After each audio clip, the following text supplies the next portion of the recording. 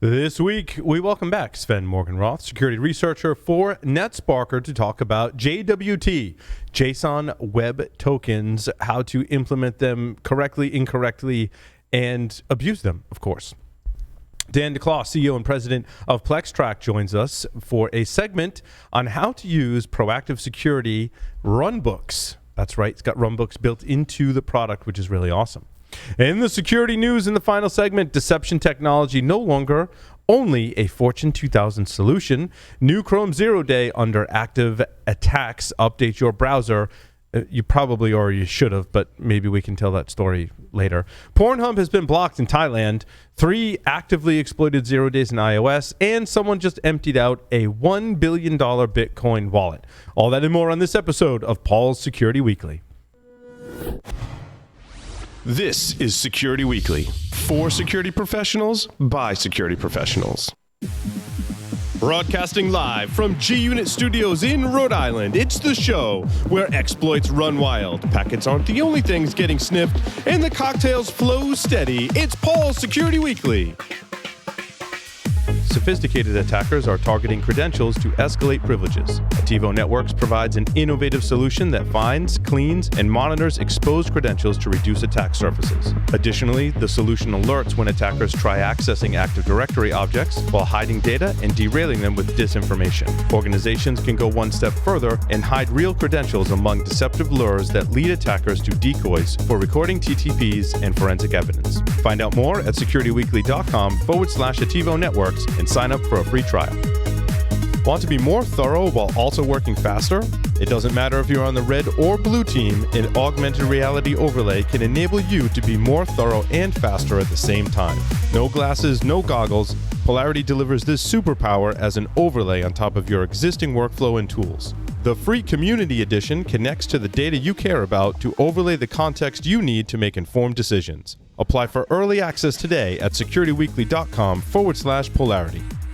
Qualys has brought together vulnerability management and patch management, letting security teams discover vulnerabilities and apply patches immediately, all within a single, unified app. Sign up for a free trial of Qualys VMDR, vulnerability management, detection, and response today at securityweekly.com/Qualys. His hobbies include pug racing, meat rubbing, and live eel regurgitation magic. Please welcome Mr. Paul Asadorian. Welcome, everyone, to Paul's Security Weekly. It's episode number 673, recorded on November 5th, 2020, right here in G-Unit Studios in Rhode Island. To my left is the doctor. He's in the house. It's Dr. Doug White. Hello. I'm going here. on? It's cool. I mean, we've survived the week. And I just, a word of caution. If you ever have an interview with Doug, just be cautious. You will remain anonymous, but your story will live on forever. Everyone will hear it. That is true, yeah. They make for just awesome. I was telling Paul, good, bad, or indifferent interviews, you make them all like wildly entertaining. I know. I think we should do a mock interview with you and I. Oh, that would be fun. Now that would be fun. That would be fun. We could have a good time. Yeah. We should do that sometime. Because I answered one of your interview questions and you thought it was good. You did. No, you had a great answer. Impressed with my every once in a while. No, but you had a great answer. One of the best answers that you get to that. And oh, you're so flattering, Doug. I love you so, Paul. Also flattering, Mr. Tyler Robinson is on the lines remotely. Tyler, welcome. I'm curious what the question was that was so flattering. You want me to tell it? Oh yeah, do tell. That's really dirty. It's not. No, one of the questions I always like to ask people in interviews, I'll tell you, was what is your favorite network port and why? And I mean, even like high level people, because I actually glean a lot of information from that when I ask people that question, because there's many different. There's no wrong answer. There are some wrong answers. Like one of the wrong answers I was telling Paul about was, what's a port? A network port. Well, you got me there, cowboy. That kind of thing. And it's like, you're going, okay, thanks for coming in. But let's see if Tyler's answer is close to mine. Yeah, what is Tyler's answer to this? Probably NTP. Ooh, no, a specific answer. Lee Neely's here with us. Lee, welcome. Good to be here. We're having a good old time, and I think this weekend we're going to get some snow and catch up with Tyler, who's already had some. There you go. Lee, what's your favorite network port? 22. Interesting. My answer was the one that's open through the firewall. Yeah. Well, of course. Which I like I thought that was All a right, really I'm impressed. That's what I'm telling you. See how much you can gather from that, though. I mean, you could how people choose. It kind of tells you you can tell how old people are from that. Like yeah, but I kind of cheated though because I've heard you pose that question before, and I had time to think about a more creative answer. That's okay. Yeah, I still like 9. 9's got to be Well, my next favorite. 9. Yeah, 9. That's the Caragen Echo. It's in it's one of those. Echo Protocol or It's Wake Echo. on LAN. Yes. Oh, I forgot about Wake on Land. That's a good one. Yeah. I like it. We just dove right into content, got nerdy. yeah. Before we even talked about JSON Web Tokens, and before we do that, Security Weekly, in partnership with the Cyber Risk Alliance, is excited to present Security Weekly Unlocked on December 10th, 2020. The inaugural edition of the Security Weekly Unlocked also celebrates Security Weekly's 15-year anniversary, and I still can't pronounce words after 15 years. It will feature lots of cool talks, including 3 panel discussions, 1 on social engineering, 1 on API security, and 1 on diversity. The diversity panel is moderated by none other than Dr. Doug White. That's me. You can go to securityweekly.com/unlocked. Registration and agenda is live. It is a completely free event, and after that, we're going to do a Paul Security Weekly episode with 3 more panels. So it's a full day and night full of content. This segment is sponsored by NetSparker. Please visit securityweekly.com/NetSparker to learn more. Joining us today, no stranger to the show, Sven Morgenroth, a security researcher at NetSparker, who has done several segments with us in the past, and we're happy to have you back, Sven. Welcome. Thanks for having me again. It's always a pleasure to be here. And I'm excited that you're going to talk about JSON Web Tokens because we touched on it briefly last week and kind of introduced the concept, and I'm glad that we get to dig in a little more. Basically, last week, Sven, we talked about how JWTs are different from cookies. And they really, at a very basic level, it's client-side storage versus server-side, if I understand it correctly. Yeah, that's right. So with JSON Web Tokens, you can store a lot of the stuff you would usually have on in a server-side session on the client. Like that has some implications. The good news is that you also have some security mechanisms in there that prevent a user from just modifying the data how they want. Mm-hmm. And basically, a lot of the attacks against JSON Web Tokens are trying to break these security assumptions that the data in there is immutable and that a signature verification will always ensure that the data is secure. Mm. I also love how the description at the bottom of your opening slide is in JSON format. I think that's brilliant. Yeah, thank you. Yes, I can share my screen with you and show you the actual slides so we can go through them and talk about JSON Web Token security a little bit more. The JSON stuff you see below is basically an attack against JSON Web Tokens with the known algorithm. I will explain that a little bit later. And yeah, so the description is common JWT vulnerabilities. And before we go into the details, let's first establish what JSON Web Tokens actually are. And of course, what they are used for. Now, JWT is a standard that describes a way to securely transmit data between parties. And usually, when we talk about secure, we mean that they cannot be tampered with in this context. And that is because they're digitally signed. And optionally, the data can also be encrypted, though we won't talk about this today because we will mostly focus on tampering with unencrypted data.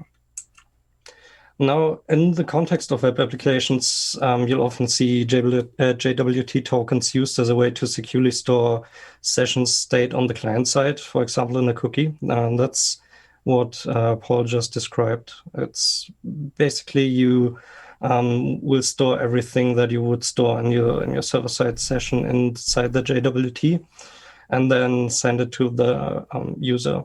Like it works this way if you authenticate to the application and just log in, then the application will just populate the payload of the JWT token with the session data, for example, your username or your email address and stuff like that. And afterwards, it will sign it with a signature.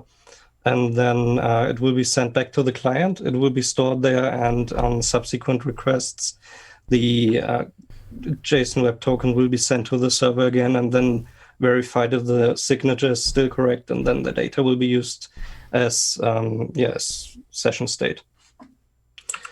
There are a lot of different algorithms you can use for the signature. It's not a single one, and JSON Web Tokens are very flexible in that regard. They allow for multiple different ones to be used. You can choose them, and an application can support multiple ones depending on the use case and what makes sense in that situation. Now here we can see a JSON Web Token, how it would look like. We first have a base 64 string, then a dot connecting the two, another dot, and then another string. Now, the first base 64 string is the header. Then the second one is the payload, and finally there's the signature. And of course the separators, the dots that you can see here.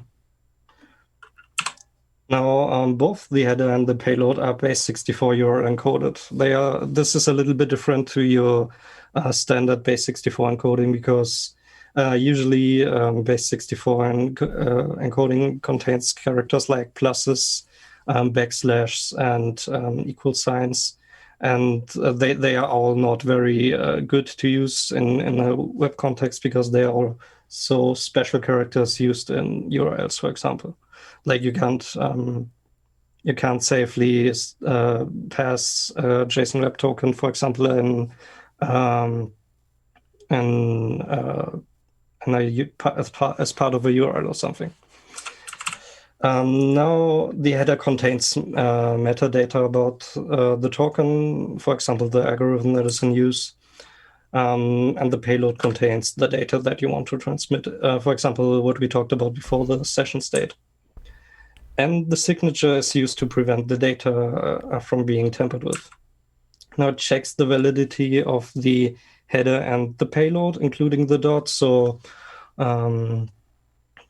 basically, the whole part you can see here, the base 64 string, the dot, and the second base 64 string, those are all verified by the signature.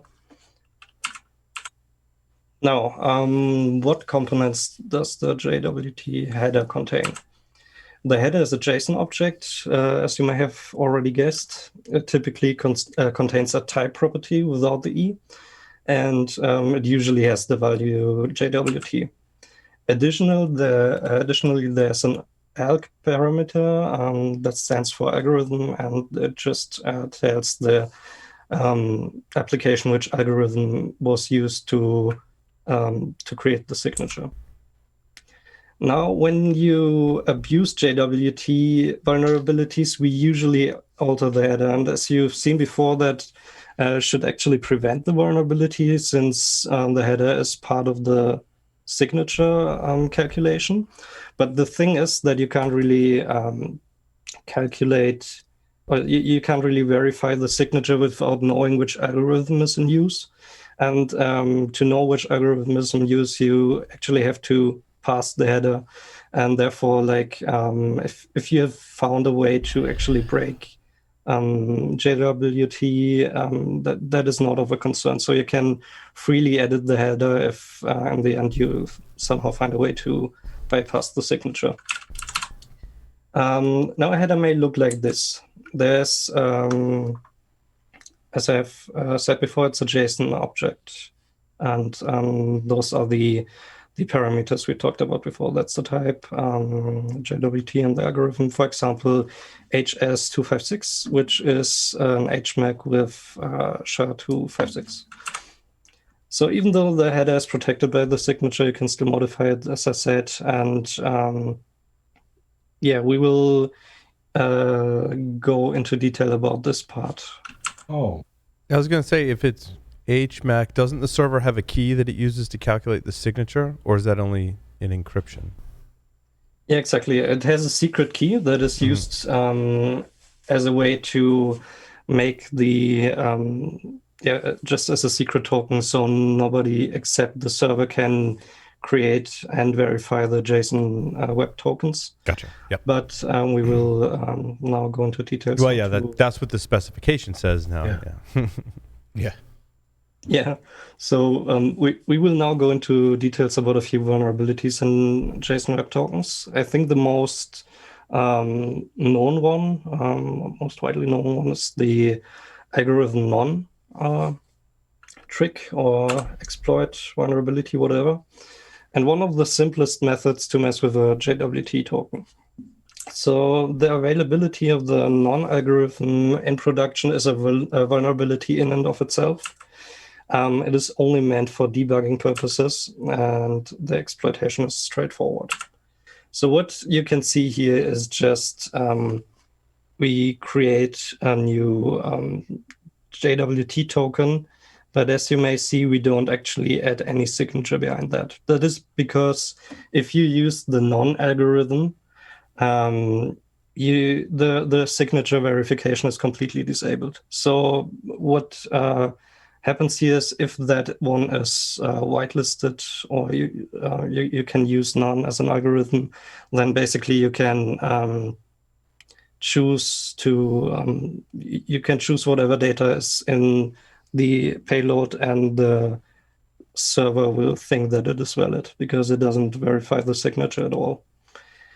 And Sven, is that PHP code that generates that token? No, I think that is just basically I've seen it a lot in like an explanation of cryptography and stuff, where these gotcha. Double pipes are just some concatenation, because I think it's like a standard, I guess, to write it that way. Mm-hmm. Yeah. All right. Now, as far as I remember, when that trick was published somewhere, someone went through like most of the available JWT libraries on GitHub and reported this, if I remember it correctly. So usually if you have usually you shouldn't really find this enabled by default, I guess. But you never know. And of course, sometimes people also implement their own JWT library for handling this kind of stuff. So there's certainly something you should look out for when you test JWT tokens. The next one is an RSA HMAC key confusion. If we have an RS algorithm value and we can change it to an HS value and it is accepted by the application, that is a vulnerability. Because we change the asymmetric algorithm to a symmetric one, RSA to HMAC. And for exploitation, you need to change the arg value to, actually that should be HS256, for example. And you need to generate an HMAC signature using the RSA public key as a secret. Now you can then submit the token to the application. And usually what will happen is, instead of like verifying the public key and the data and checking if it was like signed correctly, it will do the same but generate an HMAC instead with the public key. And since we know the public key, we can therefore create a valid signature and then sign any payload that we want. Is that because they reused the variable public key when they changed algorithms? Yeah, it's basically you so the application doesn't really know whether it's like it should use a public key or like An HMAC secret. yeah, exactly. That's really bad coding, by the way.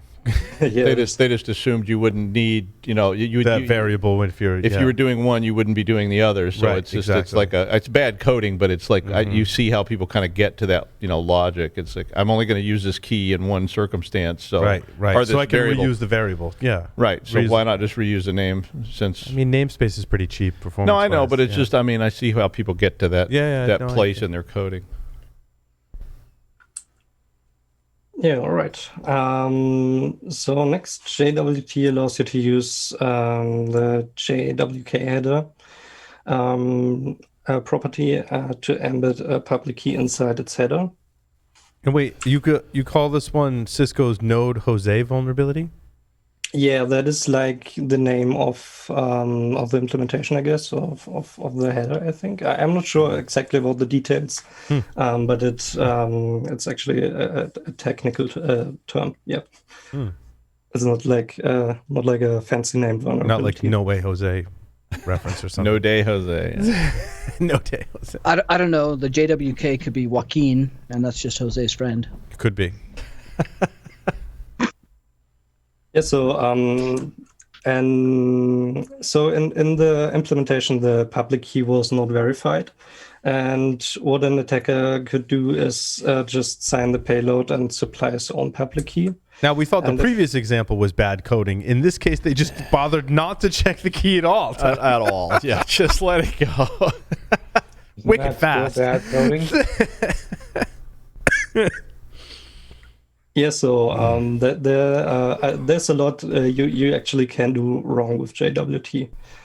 And yeah, so if the signature was checked against the key you supplied, it wouldn't match, and the server just accepted. And therefore, you could also like supply any data that you wish to the server. Now the next one is actually like not due to the implementation of the JWT libraries, but how the developer actually used the library.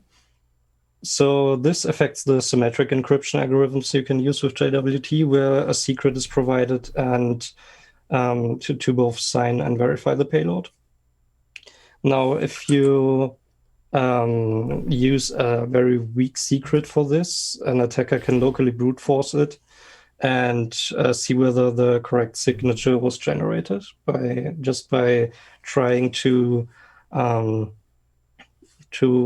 throw random secret values at it and then use HMAC to try to sign it yourself, and if the signature matches, you just found out which secret was used. So this works only if there was a very weak secret used. And so once the secret is known, you can use it to sign the payload. And there usually are no restrictions as to how strong or weak a secret can be by the application, by the library, I mean. And therefore, it's very easy to run into those pitfalls where you don't change a default key or stuff like that, and then end up with a very easily brute forceable secret value. Now, another problem is if the signature is not verified at all. That might also be due to bad coding, because developers might confuse decode and verify functions, where decode would just give you the JSON web token that is decoded, but the signature wasn't verified yet, and you would actually need to call verify first and check whether the signature was valid or not, and decode it afterwards for your own for whatever you want to do with it. And it also might have been just used for debugging purposes. That happens a lot, as you know. Debugging code is left in production, and nobody really bothered to write a test case for it or check it and see whether it was actually working as intended. I did that once. Very similar to that example, I turned off verification of passwords. because I locked myself out of the application, and the bug actually slipped in production for a couple of weeks until I figured it out and then backed it off. But that's the same thing. Like, you're basically turning off the authentication. Yeah, because that I call that the long dark night of coding. So that's the one where you just get frantic, and it's like, just make it work. I don't care what it takes. Make it work. I want one compiled. Well, in this case, I was locked out, so but it's the same thing. I mean, I was like, wait, I control the code, therefore I can tell it not to validate my password and log in as whoever I want. Yeah. And then I forgot to Then you end up with a no day Jose. I mean, it feels like there's just too much trust of the endpoint not counted on with server coding. Yeah, so you see how easy it is to introduce such mistakes, and especially as you said, if you just, for example, write a new feature and want to ship it as soon as possible, usually often the test cases you should write for it aren't written in that moment. As long as it works, and are maybe written some time afterwards. So if you have test cases that cover this kind of stuff, it should be caught pretty quickly. But as you know, it is not always the case. And once you introduce something like this, and maybe don't even write test cases for your application, then it's incredibly hard to actually come across this vulnerability yourself. Like, you maybe mistype, like in your case, mistype the password, and then get logged in anyway, and then see that something's wrong, or someone like notifies you about it. But with JSON Web Tokens, that really requires some deep dive into the application and see how it actually handles authentication and stuff like this. So it can be really buried in your code for a long time, and doesn't get noticed until someone notices it, who actually actively tries to pick at your application and maybe find something like this.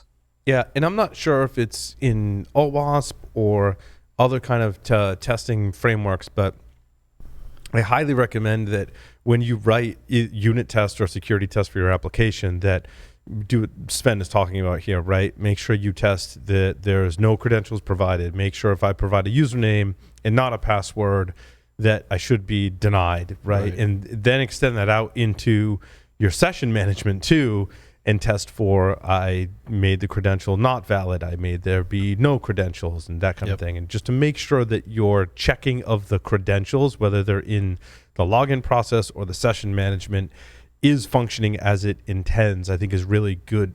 Me personally, unit testing every time you push release.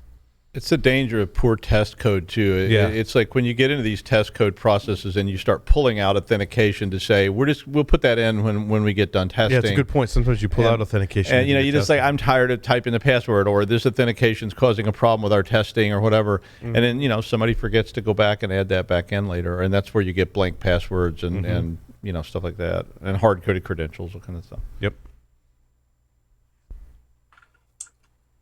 Yeah, I completely agree with that. And to get back to the vulnerability of not verifying the signature, since no verification is happening on the back end, like you can pass any signature that you want. It doesn't really matter what you put in there. Like, you may want to ensure that it's actually in a valid JWT format, but apart from that, you can basically supply anything you want.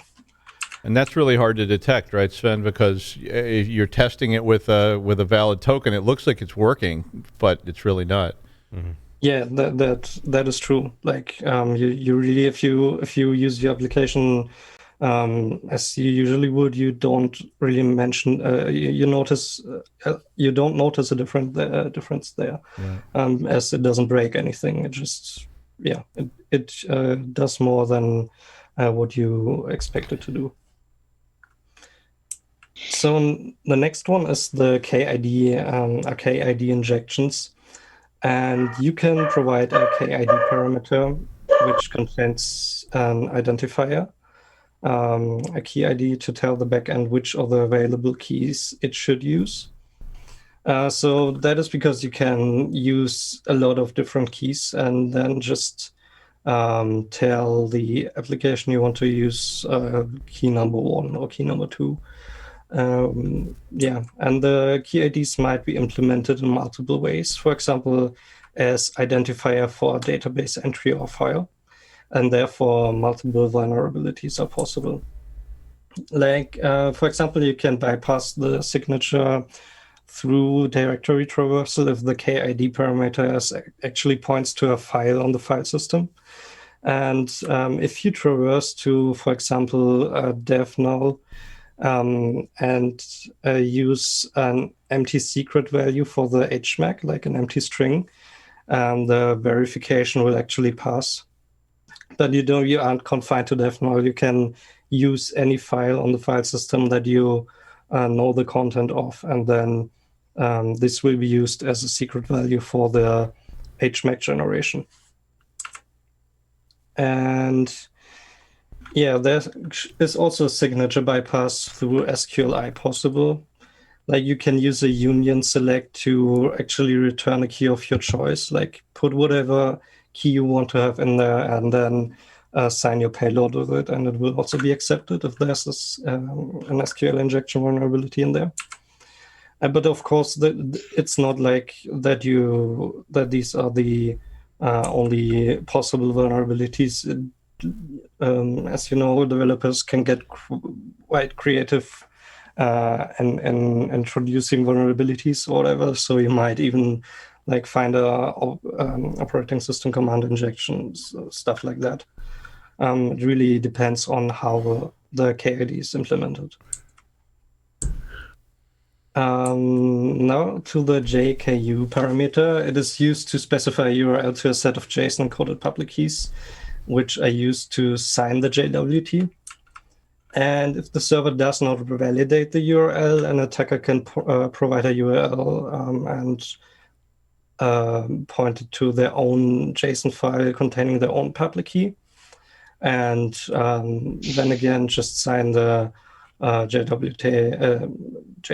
token with their own key. That is also similar, like the Node Jose vulnerability we've seen before. And yeah, if the URL is validated before the public key is used, you can also try to bypass the restrictions that are put in place.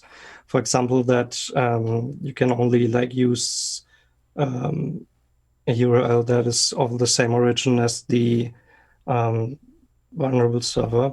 And you can do so by using an open redirect, for example, or try to find issues with URL parsing. And if that sounds familiar with you, it's because it shares a lot of like basically all of the tricks you can use to bypass a blind SSRF vulnerability. So because basically it's an origin policy bypass. Yeah, you could say it like that. So if it happens on the server side, it's not like SOP in the browser, but right. They might have a whitelist of hosts or origins that you can use, and if that is not used correctly, then you might end up with an SSRF issue, or even like you can use your own JSON file to provide your own public keys. Now, how to prevent JWT vulnerabilities, and is JWT even secure? Now, it can be used securely. You have to use well-established libraries, and you shouldn't really write your own, because as you just saw, there's just so much stuff you can do wrong. And if you don't have to just use some established libraries that are maybe taking security seriously, and maybe just use the ones that you really trust to do that correctly, because it's a lot of times you will use JWT for authentication, and if you mess up this step, then like most of the other security mechanisms you put in place on your website don't matter as much anymore, especially if you can create valid tokens for any admin user. So you should really be sure that the library you use and the maintainers actually know what they are doing. Now, what you should also do is whitelist the algorithms that you want to use. If there's an option like this in your library, that should really be the first thing you do. Only accept the algorithms you actually plan to use and use actively to generate your JWT tokens. And you should also read the RFC carefully and educate yourself about the JWT vulnerabilities we talked. No one reads those things. Yeah, that is true, but that's clear. Sometimes you just have to. What is this reading you're talking about? So, it actually makes sense to get a really good idea about what is possible with JWT and how attackers may abuse it. And yeah, so that is also not really an exhaustive list, I guess, about the possible JWT vulnerabilities. There might be even more than that. And you should really read everything you can about it to avoid it.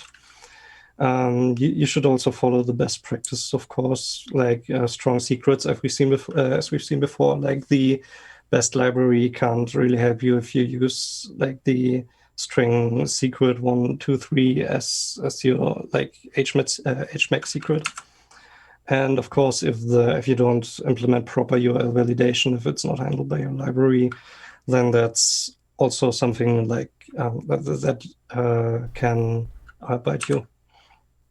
And of course, like we have seen in the in one of the previous examples, the input sanitization is also very important. So you don't end up with SQL injections in your KID parameter, for example.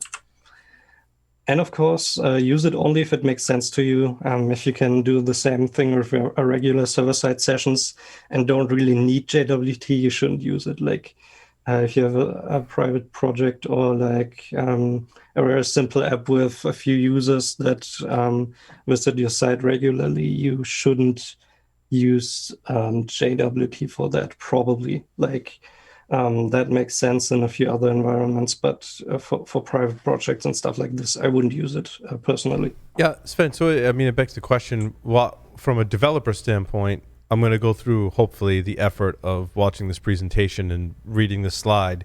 Why would I go through the trouble? What's the major benefit to me as a developer for implementing JWT? Yeah, I guess you don't have to track any state on the server side. Yeah. Like if you have load balancing and stuff, and want to like save yourself some database queries, I guess you can use JWT as an easier way to do stuff like this. It's I guess it's not that resource intensive as if you would constantly query your database with every new like request and check whether the user is authenticated and stuff. So you can use it with JWT and save a lot of overhead. That's at least what I think would make sense. Usually is the reason to use JWT. You need a large application with a lot of users to really reap the benefits in that sense. Right. Yeah, I'd say so. What you also need to keep in mind is that if you don't use encryption for your payload, so we only talked about the unencrypted payloads. Mm-hmm. If you don't use this, everybody, like every user, if he decodes your JWT token, actually sees what kind of state you have on the what kind of session state there is, and maybe get some data from there that they shouldn't actually see, like some internal variables or something like that, that you don't really want your users to know. Like there are probably a lot of these in whatever application you develop. like some session variables that you don't want your user to know. All right. Yeah, that was my presentation. Are there any more questions I can maybe answer? Tyler, Lee? Tyler, I know you've looked into this a little bit. Or a lot. I'm not sure which, because you're kind of cagey about things like that. So not cagey. Do those No, that tokens, was do those tokens ever update? I mean, or is that a very static kind of thing? It just sits there so you have all these users out there in the field, they're using this, and it just stays the same forever, or does it have to update is there some kind of cycle update on it? Yeah, you can actually update them and send them again to the user. Like if anything changes on the server side, you can you just update them and send them back. So the state will still be like probably updated. But even if we're updating those, we can still run into the same issues because the implementation we chose is not secure.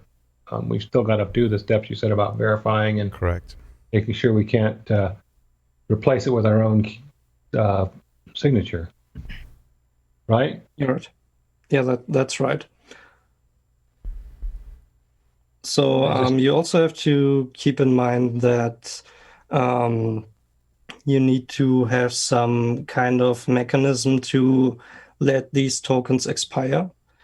Otherwise, you can, for example, do that in the payload and just write a timestamp in there when the token was generated, so you can actually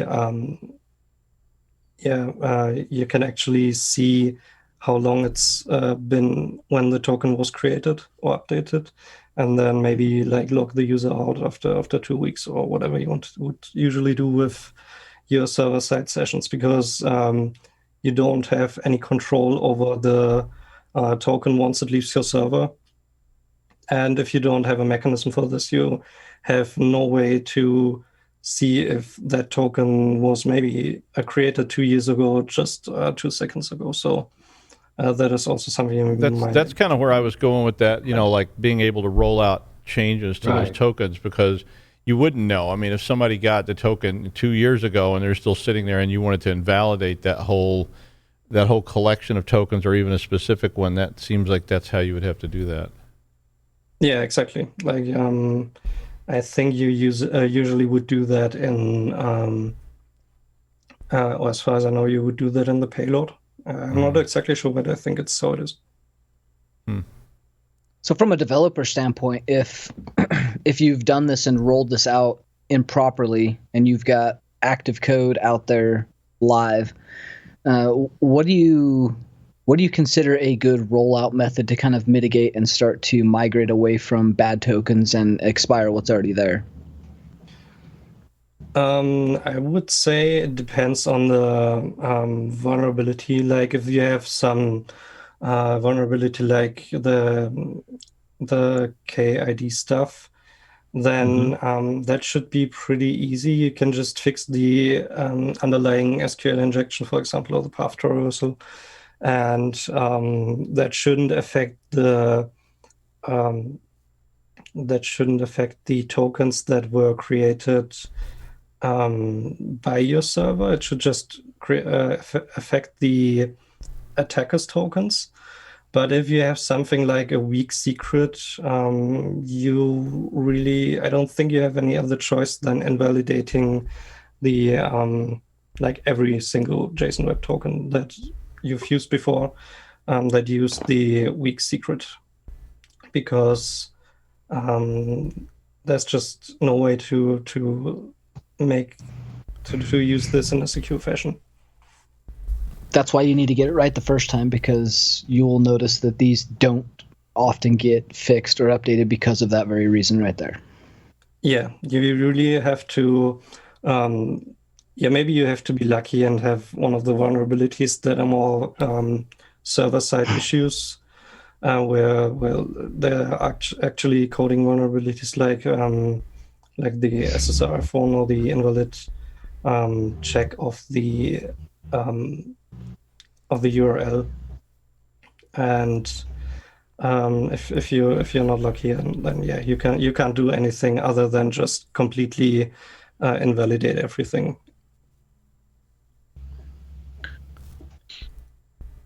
So, Sweet. Yep. Good stuff. Sven, your video's frozen, but we love the content as usual. Great details on JWT and associated vulnerabilities. Thank you, as always, for appearing on Paul Security Weekly. Thank you very much for having me. For those who want to learn more, you can visit securityweekly.com/NetSparker for a fabulous web application scanner. Coming up next is Dan DeCloss from PlexTrack. Stay tuned.